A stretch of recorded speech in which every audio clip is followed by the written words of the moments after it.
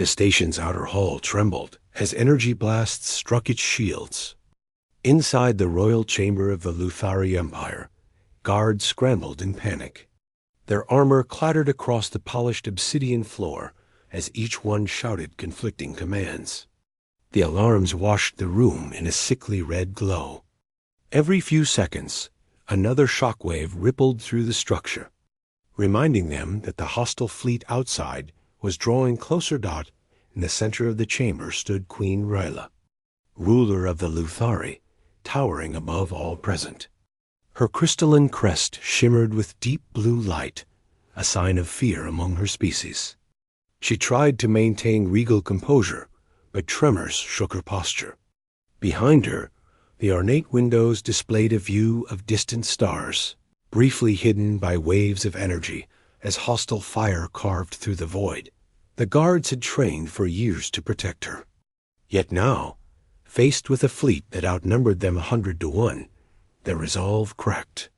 They shouted that escape pods were the only hope. They shouted that holding the chamber was impossible. They shouted that the queen had to flee at once. But amid the rising panic, only one figure moved with calm purpose. A human soldier by the name of Leo. He had been assigned to the queen only recently, sent as part of the new human diplomatic guard exchange. Many Luthari had doubted the usefulness of a human soldier. They called humans small, fragile, and strange. They said humans lacked the natural armor and energy talents of the Luthari elite. But Leo had brushed off those remarks. Now, as the chamber shook again, he stepped between the queen and the retreating guards. His boots thudded with deliberate resolve. His voice cut through the chaos. "Your Majesty is not leaving," he said. Every guard froze. Queen Ryla turned stiffly toward him. Her voice quivered, made of harmonics that echoed softly even over the alarms. "Leo, the enemies outnumber us," she said. "We must go." "No," Leo said. "You go, they win. You stay, they hesitate. And if they hesitate, we make them pay for every step." The Luthari guards stared at the human in disbelief. One shouted that he was mad. Another shouted that humans were reckless. Another shouted that no sentient could stand against such odds. Leo ignored their doubts. He walked toward the primary door, examining its locking mechanism. His fingers moved with practiced skill, strengthening the security seal. "You can run if you want," he said without turning. "But I'm not leaving her." The guards looked among themselves. Some gripped their weapons. Others looked toward the escape corridor. One by one, fear overcame duty. They ran. Their armored steps echoed down the corridor until the sound faded. The room fell silent, except for alarms and distant thunder of battle outside. Queen Ryla stared at Leo. A faint tremble moved across her crest. "Why would you do this?" she asked. Leo checked his rifle, verifying its charge. "Because humans don't run when someone we're meant to protect is in danger." She tilted her head, confusion mixing with awe. "But you cannot win against an army." "I don't need to win," he said. "I just need to hold long enough for help, or for them to rethink attacking a queen defended by someone too stubborn to move." Shockwaves rattled the glass behind her. Leo positioned her behind a reinforced column, lowering the ambient shield.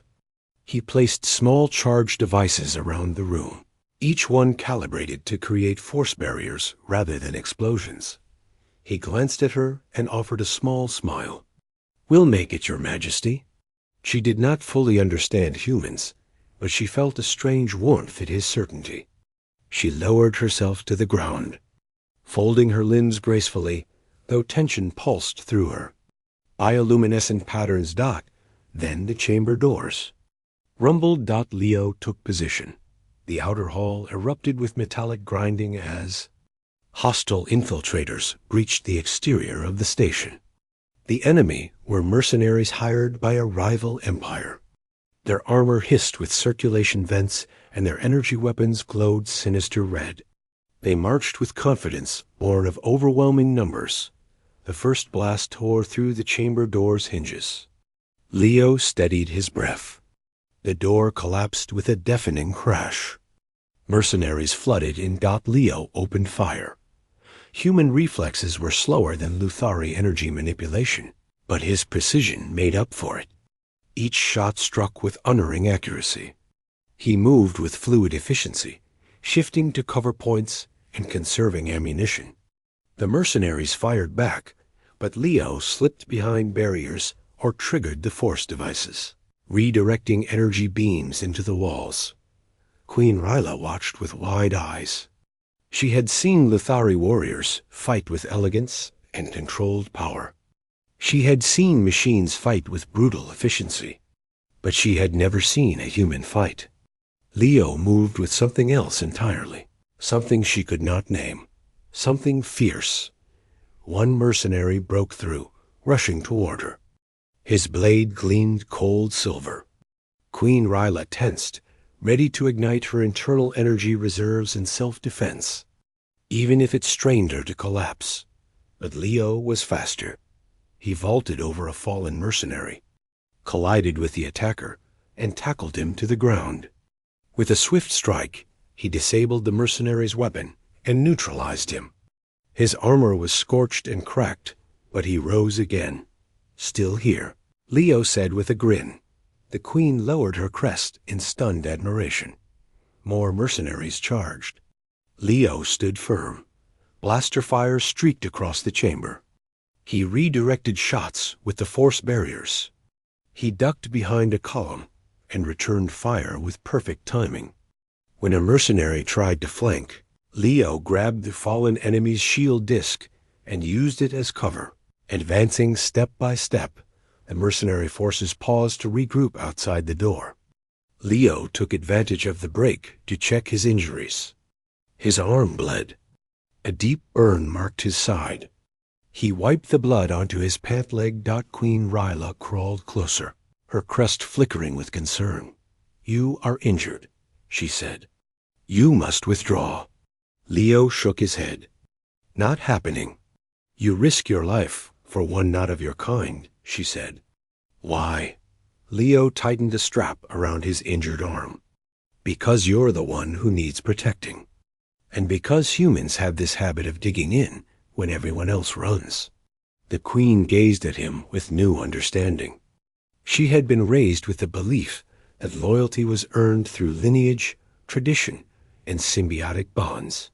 Humans, she realized, had a different kind of loyalty, one forged by choice. Another blast hit the corridor. Leo stood. Round 2. The mercenaries surged inward again, now carrying heavier weapons. Bolts of charged energy burned across the chamber floor. Leo fought back fiercely. He repositioned the queen to stay behind the strongest barriers. He fired until his rifle overheated, then switched to a captured mercenary weapon. The chamber darkened as secondary lights failed. Sparks showered from the ceiling. Smoke thickened in the air, lit only by the glow of weapons and the queen's natural bioluminescence. Leo coughed, but stayed upright. Every muscle burned. His movements slowed, but his eyes remained locked on the enemy. One mercenary commander stepped forward.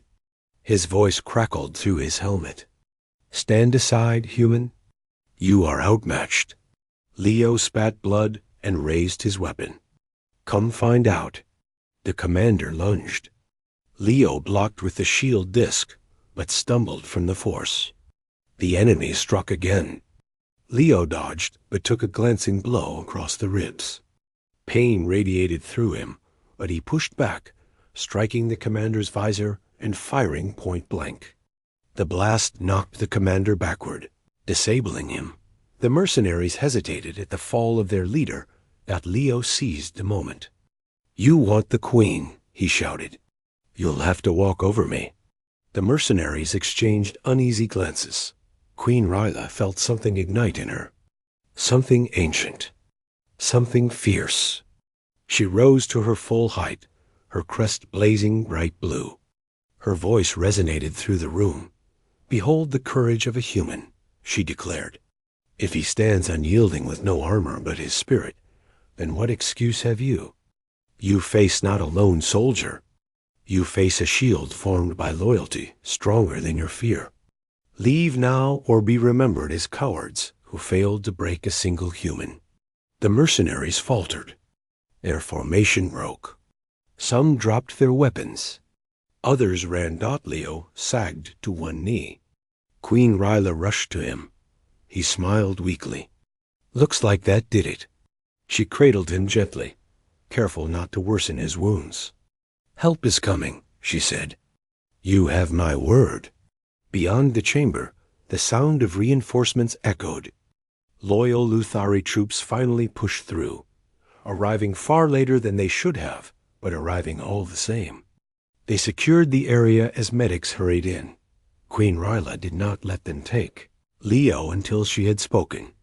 She placed her palm against his chest, a gesture of highest honor among her people. You stayed when others ran, she said. Your courage has become part of our history. Your name will be spoken with respect for generations. Leo grinned faintly. Just doing my job. No, she said. You did far more. As the medics carried him away, Queen Ryla watched with deep respect. The alarms faded. The chamber lights steadied. The station emerged into relative safety as the hostile fleet retreated.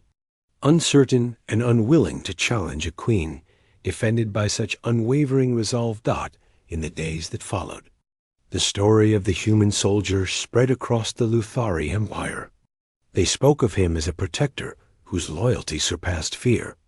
They spoke of him as a warrior who held the chamber alone. And when the queen addressed her people, she told them that humanity had proved something extraordinary. That strength was not measured in size, or armor, or numbers. It was measured in commitment. Leo recovered slowly. His injuries had been severe, but every day messages of gratitude arrived from